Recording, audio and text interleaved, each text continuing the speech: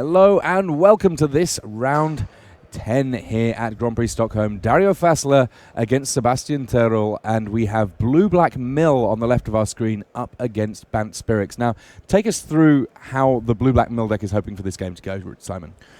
So the main game plan of Blue-Black Mill is to deplete the opponent's library before they die. And what you want to be doing is you want to use your one-shot effects, like Archive Trap, that is actually active right now, or you want to deploy cards like Mesmeric Orb that have a continuous milling effect. So in some respects, it feels like this is kind of doing things the hard way, because if you're, like, let's imagine that you're playing a burn deck. You've got to deal 20 points of damage.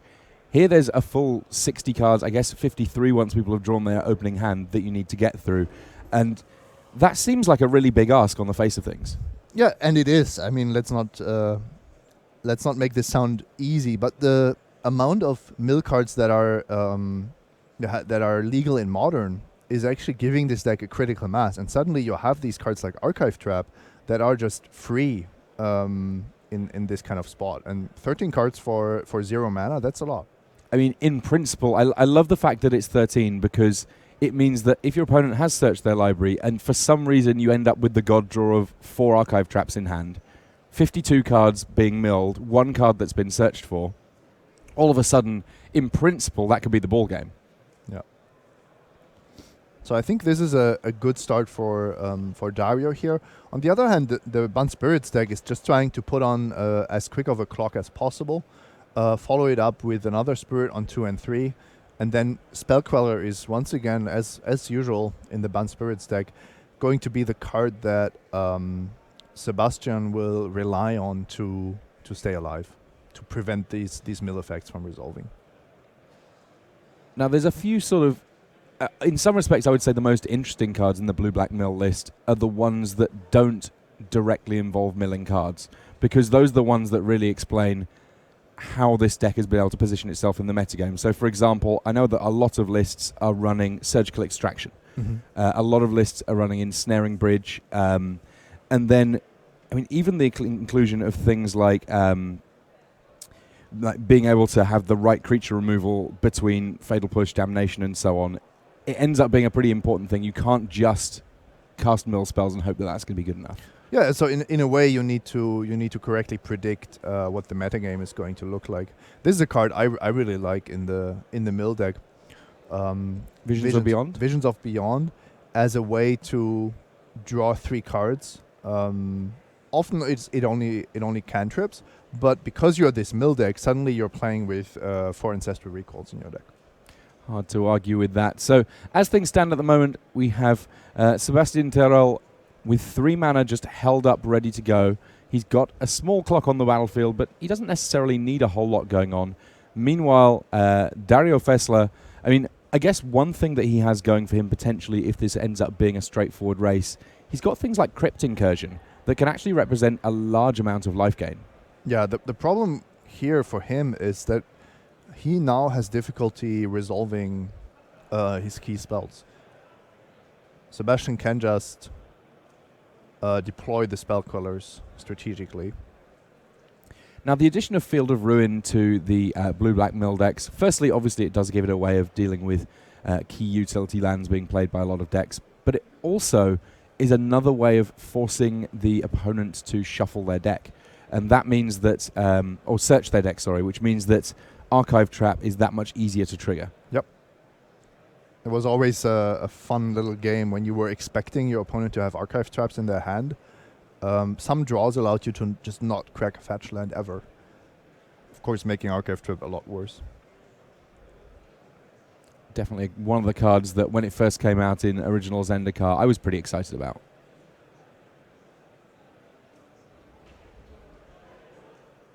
If you've already searched once, you might as well search twice. It's not going to make any difference at this point for the Archive Trap.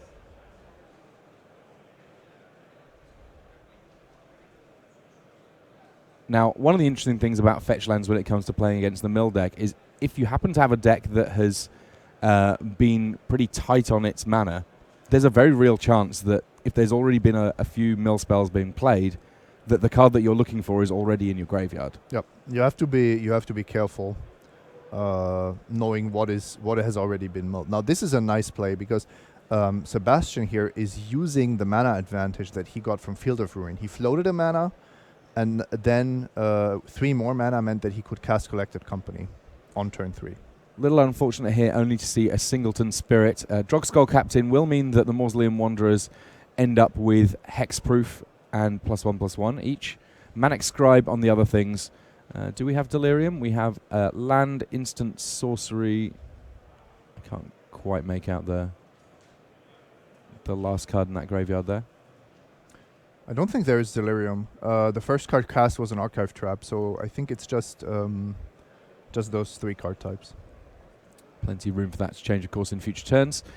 Sebastian Terol here, he's offering a pretty reasonable clock. He's not going to take too much more to make this 2 turns worth of attacking to close this game out. So, I mean, this is almost a lethal attack. He has if he casts a Phantasmal Image, for example, then that's 3 more damage from the Lord effect and 2 more damage from the spirits. However, he decided to fetch a forest. I don't know if he had to get a forest, or like if he just didn't have another alternative. But look how he has left himself without blue mana. Mausoleum Wanderer there, able to counter Damnation because there was no additional mana available for Dario Fessler to pay for it. The Wanderer, as a 2/2, sacrifice it, counter target instant or sorcery unless your opponent pays 2. That meaning that this clock still relatively persistent here. But even in spite of some slight mana woes there, Sebastian Terrell was able to pick up that game 1. We're going to get a chance to jump across and have a look at the Luis Salvato Joel Larsen match. Typically, we don't normally jump around too much, but when you've got players of this caliber with so much on the line, we feel like it was worthwhile giving a little bit of a swerve there. So we have Luis Salvato with a Search for Escanta and a Snapcaster Mage, but Joel Larsen just managed to resolve Teferi in the blue-white mirror match. Now, I'm not an expert in these things. That seems like it could be a big deal.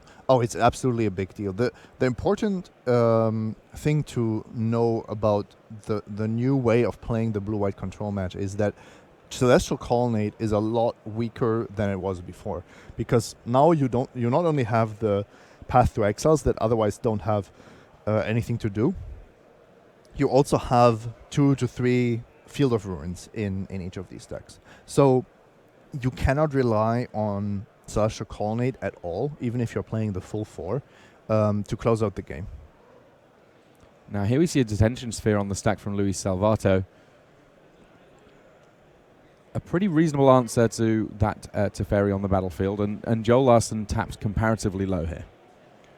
Yeah, he has 3 mana open. That's, of course, 2 untapped from Teferi. The problem is he's facing exactly this kind of spot where Luis is representing Cryptic Command. 7 mana means Detention Sphere, Cryptic Command mana available. Now, if Joel tries to fire off a counter spell here, that Logic Knot you see at the top of his hand, then he is exposing himself to Cryptic Command. That's exactly what you don't want to do in the blue-white mirror match. You want to always be the one to respond to an opponent's Cryptic Command with your own counter and not the other way around. So in this case, Joel does allow his powerful Planeswalker to be dealt with, at least for now. Detention Sphere, of course, at some point in the future, you know, it could get bounced and countered or something like that, and potentially Teferi could come back. Now, Luis Salvato, 4 mana up. He chose to keep that mana up. He did have Jace the Mind Sculptor in hand. Didn't want to try and press anything there. With Cryptic Command as well, plenty of options to just kind of hang back and do things. So you guys know, we're not going to be missing any of the main match that we started on, that mill matchup. They're just having to do some re-sleeving there, so it'll be something that it will get fixed up, but it means that we might be slightly longer with this match than you might normally expect in a kind of a live look-in situation. Yeah, and that's actually nice, because this is a very interesting game. When you look at Luis's graveyard, he has a Crucible of Worlds in the main deck.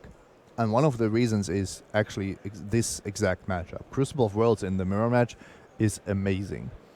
Now, we missed how it got into the graveyard. I assume that Joel was forced to counter it. Yeah, I mean, I guess that if we're saying that normally Celestial Colonnade doesn't quite work out in this matchup, here it's a case where if you've got the if you have the Crucible of Worlds, you can reliably both outmana your opponent with fetch lands and indeed make sure that your Celestial Colonnades stick around. Nice tech there. You can even just Ghost Quarter every single turn, right? You at some point, even the white-blue control deck will not have basics anymore. Ancestral Vision getting suspended here. While it's obviously nice to do it on turn 1, sometimes you do it on turn 12, and if you do get to draw the cards, it's hard to argue with that. Now I can see here that Yol Larsen has both Field of Ruin and Ghost Quarter. I was under the impression that normally these days Field of Ruin has kind of superseded Ghost Quarter. What might be the reasons to have both? There's sometimes these kind of spots where you are happy to not happy, where you're forced to just have a single mana open. So the fact that you need 3 mana open for Field of Ruin is a real cost. And in Luis Salvado's deck list, it's obvious that you want a Ghost Quarter, especially because of this Crucible of Worlds in the main deck.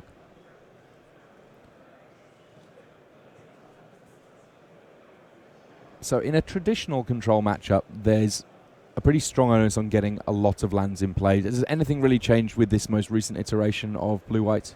No, that's still very valuable. However, like I said, the lands alone are not going to win you the game. In the end, it's really about resolving one or more of your planeswalkers and riding that to victory. Well, Jace the Mind Sculptor historically has been referred to often as being the greatest of all of the planeswalkers. These days, I think Teferi gives him a run for his money, but hard to argue with the power of this one. There's going to be a big logic not coming here from Yol Larsen, but I'm pretty confident there will be at least one piece of counter magic more on this stack before we resolve anything. Well, that's actually an interesting question, because now both players are currently representing Cryptic Command mana, but if Luis uses his Cryptic Command to protect Jace, or to try to protect Jace, he runs into counter magic by Joel. So you see how careful these players are playing. Basically, it's all about Cryptic Command. It's just always trade 1-for-1 against hard counters, and then not expose your Cryptic Command if you don't have to. Or basically, you want to use it when your opponent is tapped out, or at the latest possible stage. Now, each of these players has various cards that are really not designed for this matchup. Your Path to Exiles, your Terminus, and so on, that have comparatively few targets. How bad is it in this matchup to draw a lot of them? Very bad. It basically forces you to resolve Jace. Because if you draw too many Terminus and Path to Exiles and your opponent doesn't, you're definitely in trouble. So, small counter war here potentially over Vendilion Click, Snapcaster Mage, alongside Cryptic Command, enough to deal with the click. Yeah, but now Joel was relying on that Snapcaster Mage as his final piece of counter magic. The problem was, if he lets the Vendilion Click resolve, then the Vendilion Click just puts the Snapcaster Mage on the bottom of his library. So, and Luis has all the information about what's going on. This way, Joel at least keeps Luis in the dark. Path to Exile there, meaning that Snapcaster Mage doesn't stay on the battlefield for very long, and now we have another copy of Jace the Mind Sculptor coming along from Luis Salvato, just constantly firing out pressure on his opponent here. And then, of course, getting to reap the rewards, a Brainstorm. If you've successfully resolved a Jace, is there a temptation to try and follow through with more big threats on the same turn? Temptation for sure, but you don't have to. So you would have to be very sure that Joel doesn't have a counter, and as we've seen in the previous turns, that's not actually how the matchup works. You often just don't counter something because you know that it's too risky. All right, well, the Jace Wars of 2018 are very much active right now.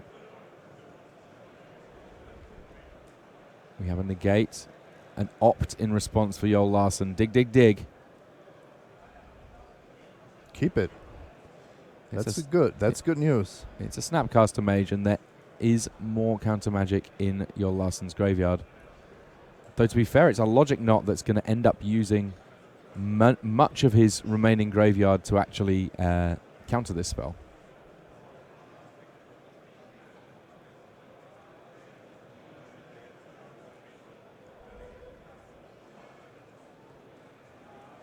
Ooh, careful there, y'all.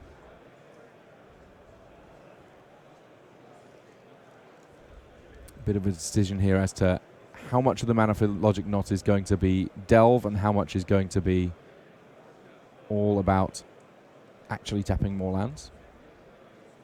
Yep, and there is also an element of bluffing involved because the more mana you leave open, the less likely Luis is to just fire off a Cryptic Command. But I think we might have entered the stage where Luis feels confident that this is the right time to Cryptic, especially because Joel had to cast this Opt first.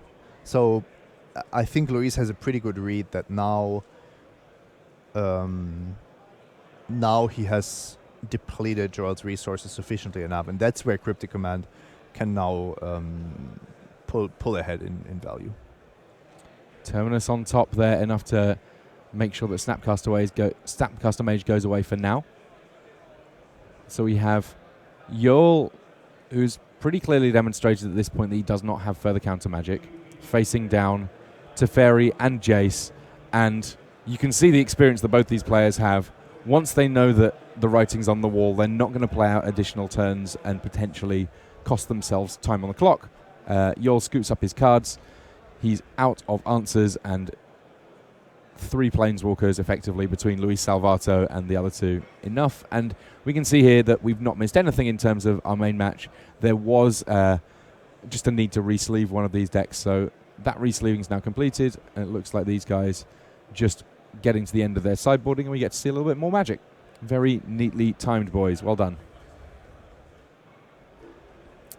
So the blue-black mill deck, we didn't really see it cover itself in glory too much in Game 1 against Bant Spirits. Bant Spirits does have a little bit of disruption that can just make the blue-black mill plan a little bit rougher. But I guess one of the things that I'm interested in your opinion on, Simon, is how is it that a blue-black mill deck can be in the position it's in, 7-2 on day 2 of a GP, which seems like a pretty solid record and no mistake, in a format where there are a lot of decks that are looking to utilize their graveyards? That's a very good question. So, excuse me.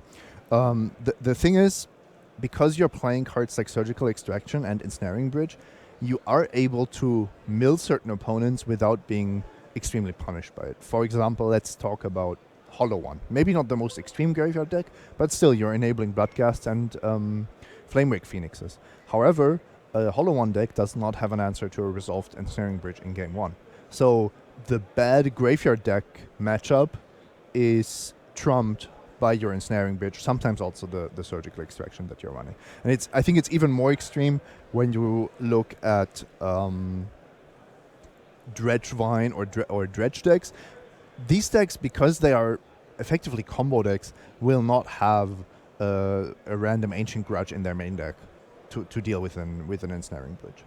And I guess that also, in principle, if the way that the blue-black mill deck is trying to win is to deplete its opponent's deck entirely, when it does have those matchups, assuming it doesn't die to the initial onslaught, the other deck is kind of helping them on their plan. Yes, and you can, I think, if you, let's say you're on the draw and you see that your opponent is starting with the Faithless Looting, you can also play a little bit differently. You don't have to super aggressively cast that first mill 10 spell. You don't have to go on turn 2, tap 2 mana, Glimpse the Unthinkable. Just like a burn deck doesn't have to Boros Charm you on turn 2, you can also do that later for the same effect. So that's something which we won't see in this matchup, because here milling is all upside for Dario. But in other matchups, I think you do have to pilot the mill deck a bit more carefully. And I guess that there's still value with this deck. While it's a known quantity, it's not a commonly seen deck. Certain value in the fact that it can choose to mask what it's doing a little bit. And if people don't correctly figure out what it's got going on early doors, they could make some pretty awkward judgment calls early in the game. So Noble Hierarch coming along on the first turn here and immediately getting hit by a fatal push by Dario Fassler. Bolt the Bird is a strategy that has been successful in Magic in one way or another since the very beginnings of the game, and allowing mana acceleration is a dangerous proposition.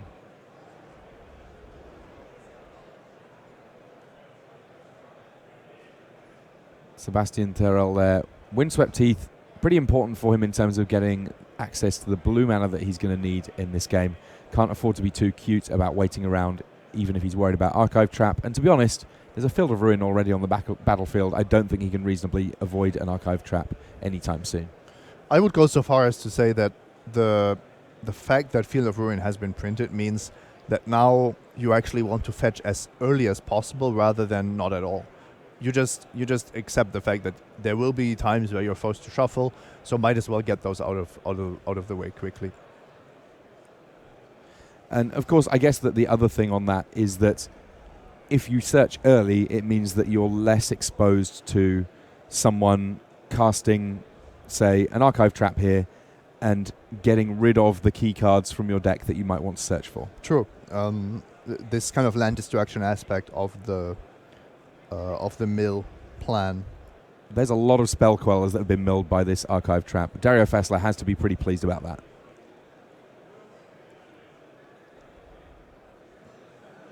And Visions from Beyond to draw a card. This is one of the things that I think that if you first pick up the deck, there might be a strong temptation to only ever use Visions of Beyond when you can get the full 3 cards off it, to wait around a little bit maybe. And I like the fact that we're seeing Dario here cycling it when he needs to, just drawing a single card early doors in the game. Does depend a lot on your exact hand. I think now Dario was actually looking for lands, which is a very good reason to fire off the Visions of Beyond.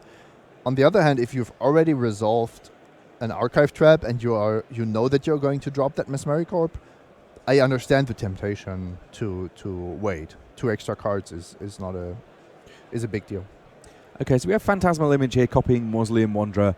Mausoleum Wanderer, pretty decent in this matchup just because there are so many spells that in principle you might find yourself wanting to have the option of countering. So we now have 2 copies of Mausoleum Wanderer, which of course gets bigger whenever a spirit gets played, and you can sacrifice it in order to counter an instant or sorcery unless the opponent pays equal to the power of the Mausoleum Wanderer. We've now got Search for Azcanta working alongside Mesmeric Orb, so that Search for Azcanta will transform very quickly indeed, and Mesmeric Orb, it's going to be milling both players. Yep, and there's a super interesting part about Mesmeric Orb in it changes the game in a way that not many cards do. I'm thinking more, of cards like Stasis or Back to Basics that are really fundamentally altering what happens on the battlefield. Because now every attack and every spell that Sebastian casts has a very real cost associated to it. Just imagine there is also the alternative line for Sebastian to just deploy Lords and not attack with these creatures that are actually not dealing too much damage, and wait for that one big swing that actually kills the blue-black mill deck outright. 12 life remaining for Dario Fassler. With that first Spirit Lord in play, the attack last turn was pretty hefty, and going forward these attacks are not going to be too small if there's any more spirits to come. I can see that there's a Collected Company in hand for Tyrrell here, along with another copy of the Phantasmal Image, but Profane Memento coming in here, and that's one that I really like in this matchup where there are so many creatures. Mm-hmm. So what Profane Memento does is a 1-mana artifact, and it means that every time a creature would go to the graveyard from anywhere, a creature card specifically, so tokens do not count in this case, into an opponent's graveyard, you get to gain a life. So if creatures get killed, Dario's gaining a life. If creatures get milled, Dario's also gaining life. So in this instance, he gets to mill a few cards from the untaps on Mesmeric Orb, doesn't see any creatures. But going forward, there's a very real chance that this Profane Memento could represent quite a bit of life.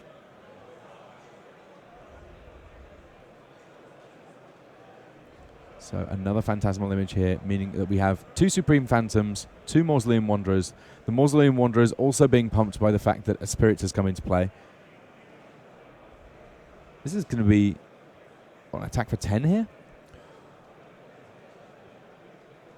2, 8. I think it's even more, right? These Mausoleum Wanderers were already our 4/4s this turn, right?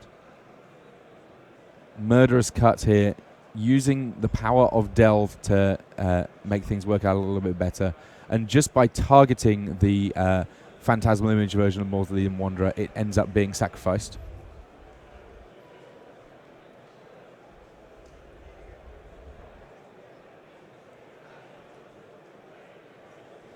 I mean, this is still a relatively hefty attack. The pressure's still on for Dario Fassler here, though he did gain a life for the Phantasmal Image going to the graveyard, thanks to his Profane Memento. Crypt Incursion there getting milled. A little unfortunate. That another one of the ways that Dario Fassler can make this game go a little bit longer. Exiling all the creatures in Sebastian Terrell's graveyard, gaining 3 life for each one that he gets rid of. The problem is, Tim, that the Profane Memento is really good against decks that are presenting a similar amount of damage each turn.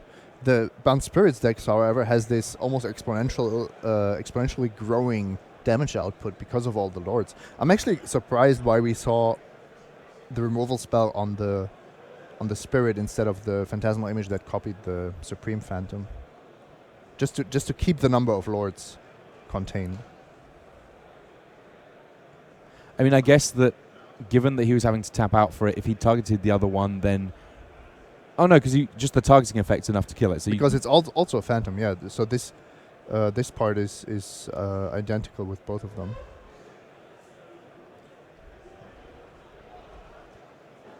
So Field of Ruin being activated here, potentially signaling that we might see another Archive Trap. Fatal Push there on Mausoleum Wanderer. Slowly but surely, Dario Fassler dealing with some of the creatures on the other side of the battlefield. Maybe this is Fassler being a bit once bitten, twice shy about having seen his Damnation countered in Game 1. He might already be holding one. That's, of course, a very good reason to kill the Mausoleum Wanderers. So, milling Geist of St. Traft there, an extra point of life. Geist of St. Traft, not a card you want to face with this in this matchup. Yeah, it represents a lot of damage, and that's before you even worry about the Geist itself getting pumped up in any way due to being a spirit.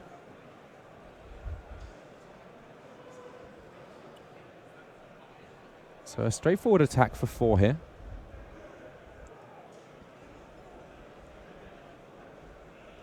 And we see here Sebastian Tyrrell in hand. He does have a little bit of counter magic. I think I saw a Disdainful Stroke.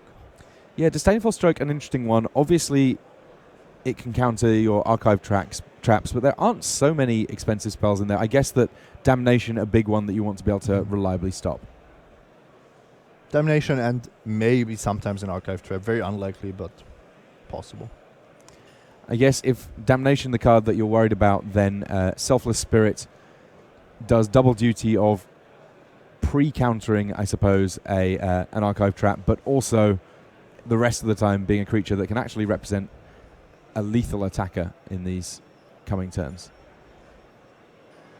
Glimpse the Unthinkable. That's 10 full cards going to the graveyard, and there's going to be a further 4 when Sebastian Tyrrell untaps here. It looks like his deck's still relatively hefty. Yep, lots of life there. And by my count, I think that there are no spell callers left in Sebastian Tyrrell's deck now. I mean, this is one of those things that... Oh, so here's a Crypt Incursion. Yeah, keeping track of what cards are in your opponent's graveyard seems like it's pretty important for this blue-black mill list. A number of ways that it can make the most of that information if you've got a real bead on the metagame.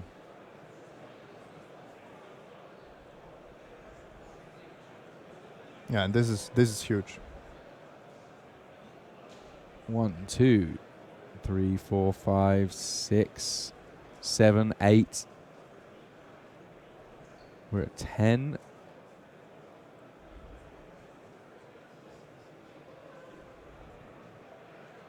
That's 21. By my count, he's gaining 63 life here. 63 life. Go So- up to 75. So if Bant Spirits is presenting an exponentially growing attack force, how does it feel about opponents starting on nearly quadruple the life that they would normally have? Well, still, if you just drop Lord after Lord after Lord here, you can also deal 75 points of damage relatively easily. The problem is now your library is getting depleted quicker than you can deal this amount of damage. And actually, Dario Fassler gaining a little bit more life there from Profane Memento. Presuming that he remembered that was all going. 6 cards left in the deck by my count. Yep.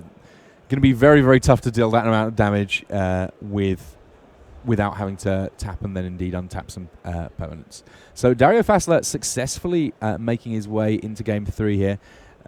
Game 1 looking a little bit doubtful, but we got to see a little bit of the power of some of the life gain in this race. And one of the important things that happened very early on was because he, on his very first archive trap, milled almost all of the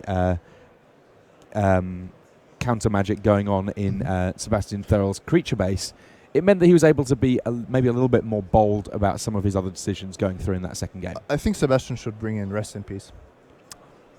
I think that makes sense based on what we've seen. We're going to get a chance to jump back across to our blue-white winner just while those guys are getting their shuffling up going on. Luis Salvato, third ranked in the world, aiming to be first at the end of this weekend, getting Player of the Year in the process. He already has Jace the Mind Sculptor in play, but on the other side of things, Search for Azcanta, both these players that have a fair amount of land. We will see how this plays out for Joel Larsson.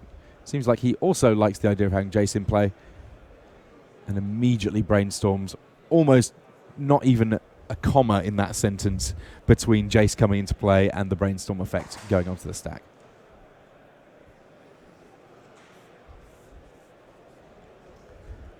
It looks like Larsson a very small land advantage, and one can imagine that land advantage will only grow as Search for Azcanta transforms, though a transformed Search for Azcanta into Azcanta the Sunken Ruin may be a little worse in a matchup where Field of Ruin Ghost Court are pretty omnipresent. Well, and there are already 2 Field of Ruins on Luis Salvato's battlefield. So if Joel transforms that Search for Azcanta, it's only because he wants Luis to use a Field of Ruin. Now I see a Spell Queller in hand for Joel Larsson here. That one, while it can't stop Teferi, it can't stop a big Logic Knot, it's a pretty decent counter against a lot of the other things that are going on for Salvato's deck here. Yes, and it's a little bit more than that. It's in this deck after sideboarding, because any kind of creature that you can deploy is actually an inconvenience for the white-blue control opponent. What you want to do is you want to take out all Terminus, all Supreme Verdicts, and all Path to Exiles. But because there are these occasional creatures, you can't just go with 0 answers to Spellquellers, Vendilion Clicks, and even Snapcaster Mages. So it's something that you will see white-blue control players do whenever they have creatures in their sideboard that are decent in the matchup.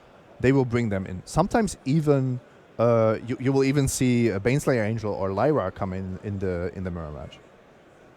I mean, the other factor, of course, to consider, these guys, they're in the game too. They've got 16 minutes left on the clock. Now, for Luis Salvato, I can imagine winning this game from here in 16 minutes. But for Joel Larsson, winning this game and the next one in a little over a quarter of an hour seems ambitious. Yes. And that's not really a commentary on the speed that either of these guys are playing at. It's just the literal number of operations that need to be gone through for the blue-white deck to win. It can be a challenge. Hieroglyphic Illumination here coming from Salvato. A card-drawing spell we're seeing more and more in these blue-white lists.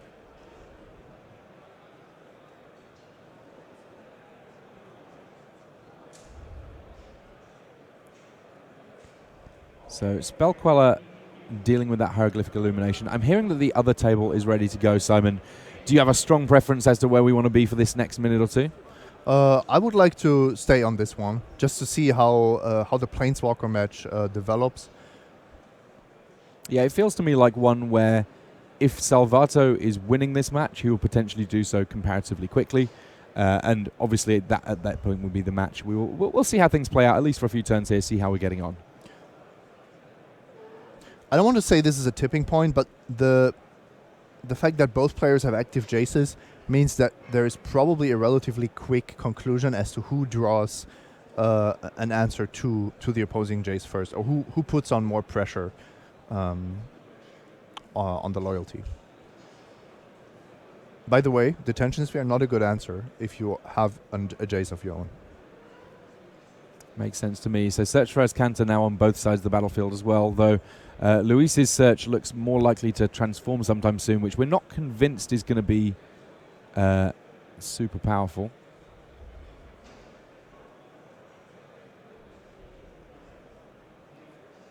Field of Ruin here being used. So one of the other things that Field of Ruin has going for it, we saw Luis Salvato using the Brainstorm ability of Jace. It's another way of engineering a shuffle. Getting a shuffle effect alongside Brainstorm, meaning that the cards that you get to put back get shuffled away, you get something potentially new on the top. A nice little interaction there. Absolutely, but also a very aggressive use of Field of Ruin. Luis has destroyed a glacial fortress, not because he cared about the glacial fortress too much, but because he wanted to deny the draw from Joel, and he wanted to shuffle his own deck.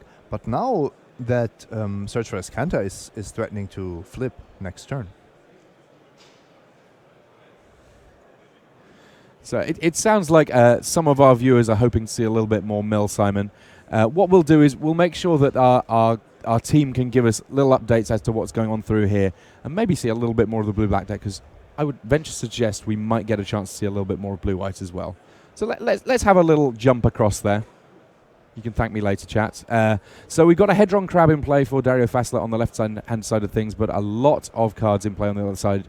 2 Noble Hierarchs, Thalia, which is going to make almost everything in Dario's deck cost a little bit more, and a Spell Queller already for Sebastian Terrell.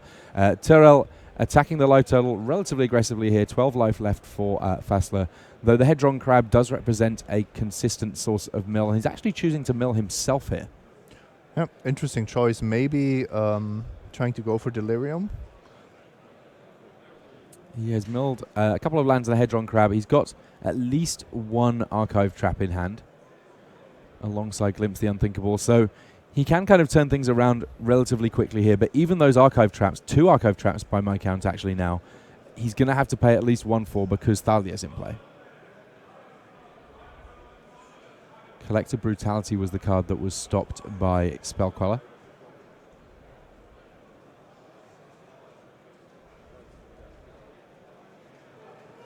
It looks like there's counter magic sat in Sebastian Thurell's hand as well. This could be a rough old game for Blue-Back Mill. 4 points of damage here coming through in the air. That Hedron Crab, much as it might want to block, it seems unlikely it's going to be jumping anytime soon. But here's the reason that we saw Hedron Crab milling Dario Fassler. Murderous Cut on Spell Queller. Yep, nice heads-up play there. Basically generating 3 mana for Murderous Cut with the Hedron Crab. The secret extra ability of Hedron Crab also gets to sometimes be Lotus Crab.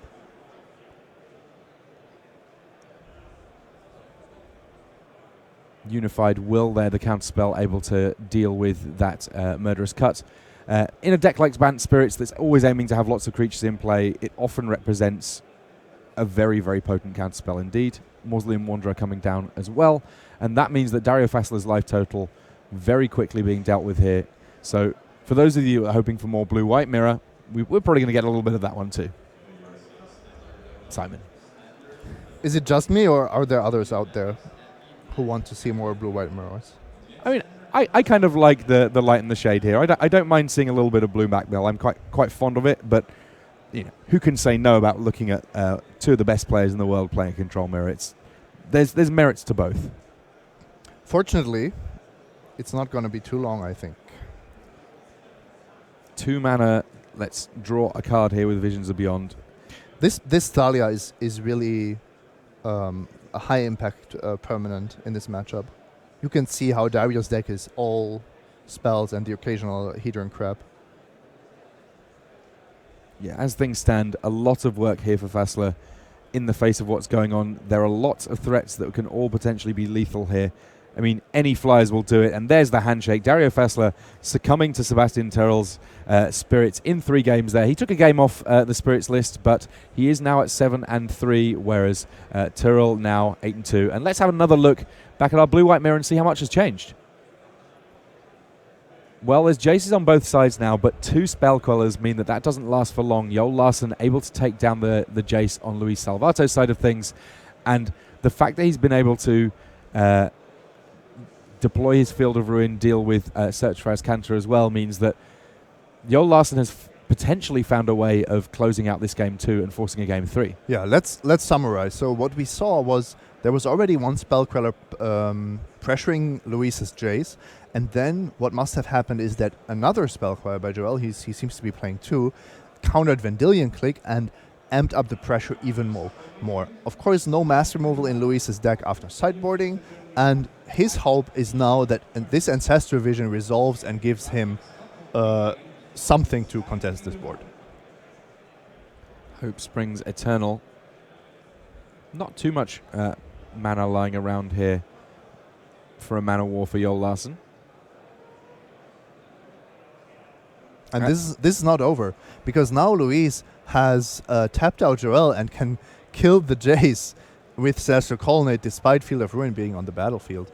And for some reason, I still don't get behind this this Field of Ruin play, because now it seems to me exactly that Joel gets to flip Azcanta unopposed, and I think we will see a concession here by Luis very quickly. Yeah, I mean, we now see that Jol Larsen has drawn another copy of Jace the Mind Sculptor. So all of that work that Luis did, which it seemed pretty effective, it must be said, ultimately coming to naught. Luis Salvato, he's a control player without cards in hand, without significant permanence. This is a rough old spot.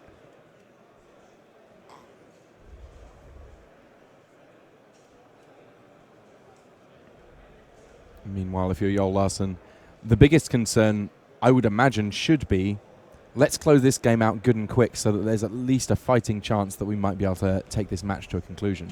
Yeah, but how realistic is it that you can finish Game 3 in time, even if both players are playing their hearts out?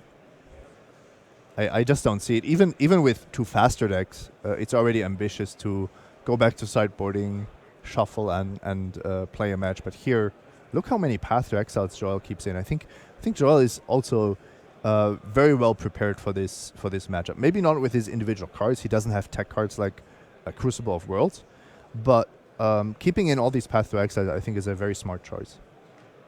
And Jol here, making sure to brainstorm before attacking. He's got, in principle, a lethal set of attackers here. So the first Celestial Colonnade gets animated and gets hit by Field of Ruin. Now the second Celestial Colonnade getting animated. But we know that there's a copy of Path to Exile, so essentially Luis just there shortcutting, being like, here's my negate.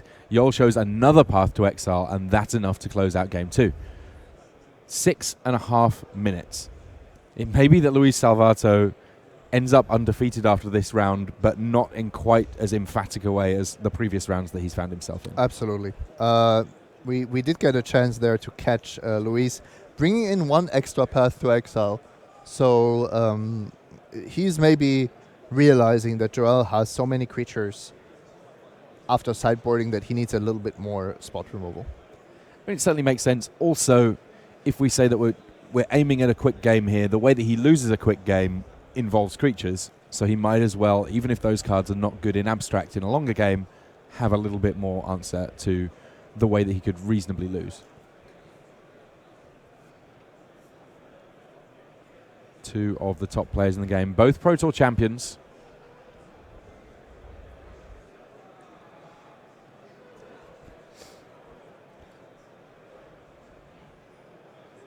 And for Luis Salvato, his entire sort of set of motivations in this tournament, a little different to literally everyone else in the room at this point, that each individual match is kind of just a stepping stone towards a Player of the Year berth, which is just a phenomenal achievement that almost no one in the history of Magic is ever able to realistically be aiming at least at this stage in the season. What do you mean? One player is always getting it each year.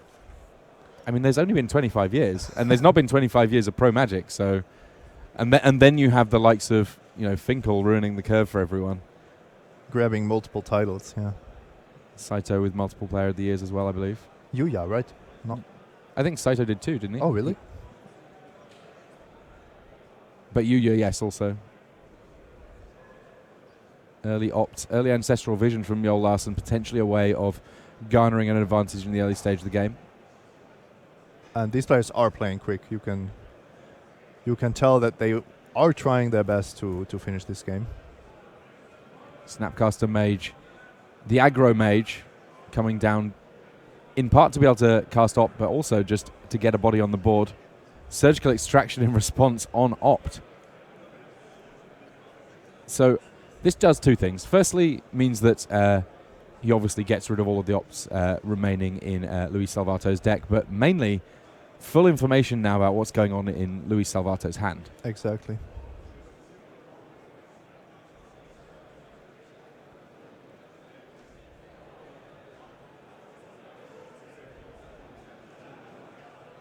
I think Joel doesn't even care what is in Luis's deck at this point. Yeah, it's just like, yes, you might as well remove the Opts because that is what it does, but you know what? Ultimately, I kind of want to just get on to the next stage of the game, which is seeing what happens going forward. You've not got to draw a card. I now know what's in your hand. All of these things are good. And he's also the one with the Ancestral Vision, so he's now, in a sense, he's the one putting on pressure, but of course not on the in the red zone. So Luis has drawn a second copy of Jace the Mind Sculptor. That means that even casting the first one into counter magic doesn't feel quite so bad here. He's got a Spell Snare, so for 2 mana counter magic, potentially not as big a concern. But right now, I guess the main thing that he wants to do is figure out a way of dealing with a huge amount of card drawing coming from the other side of the table. I mean, I guess that he's got a 5-turn clock now with this this Snapcaster Mage. Yeah, I don't think that Snapcaster Mage will stay there forever, though. Joel is clearly advantaged in this spot.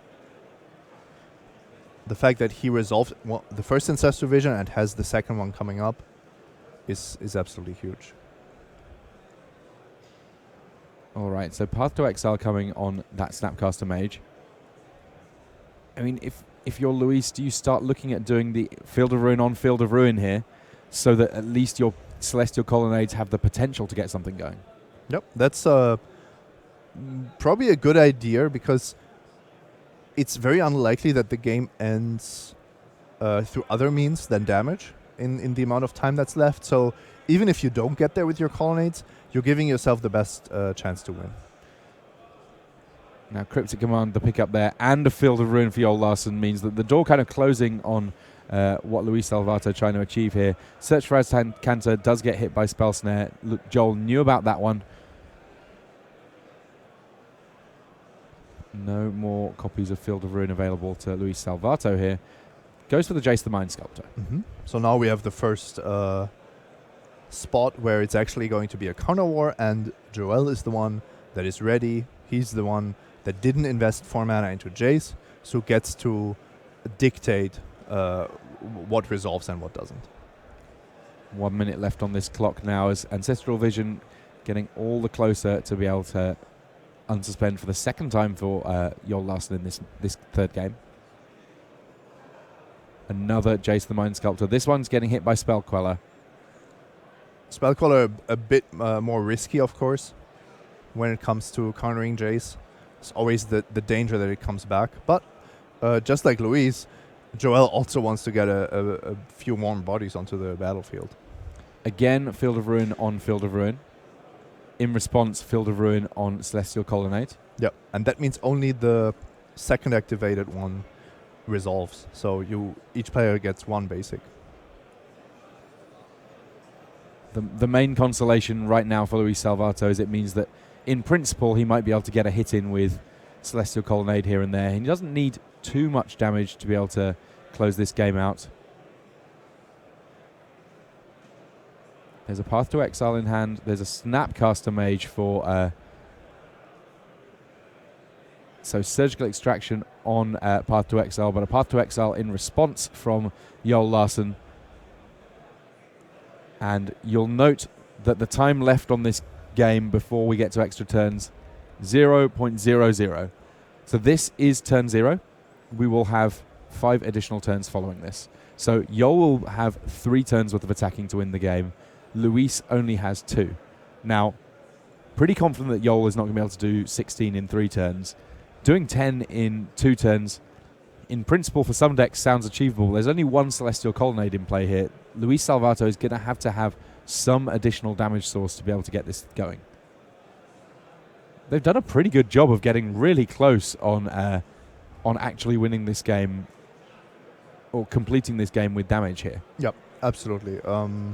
Full credit to both of them to playing at this speed. I think that if either one of them had decided to hang back a little bit, then this might have seemed very unrealistic. I think Joel can still do it. He has 3 attacks. So this one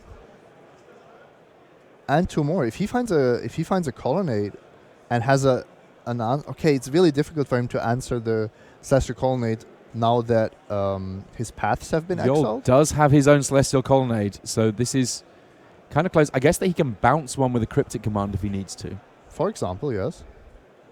Detention Sphere mating a Spell Queller. Is Joel Larsen going to take the win here? I think he just has just enough time, yes. Absolutely. Luis needs to top deck something here, or he's just dead.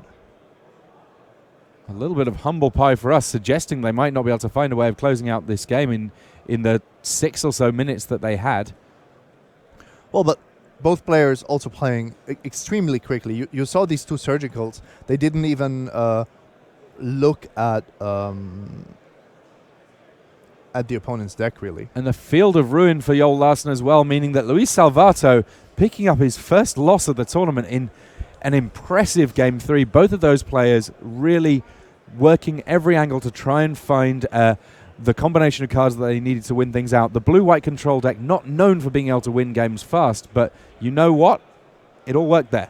If both players cooperate like that, both playing for the win, that's what happens, yeah. Fantastic stuff. Of course, Luis Salvato, even picking up his first loss, he's still got plenty of opportunity to potentially make the top 8 here. And Joel Larsen, undefeated, fantastic position.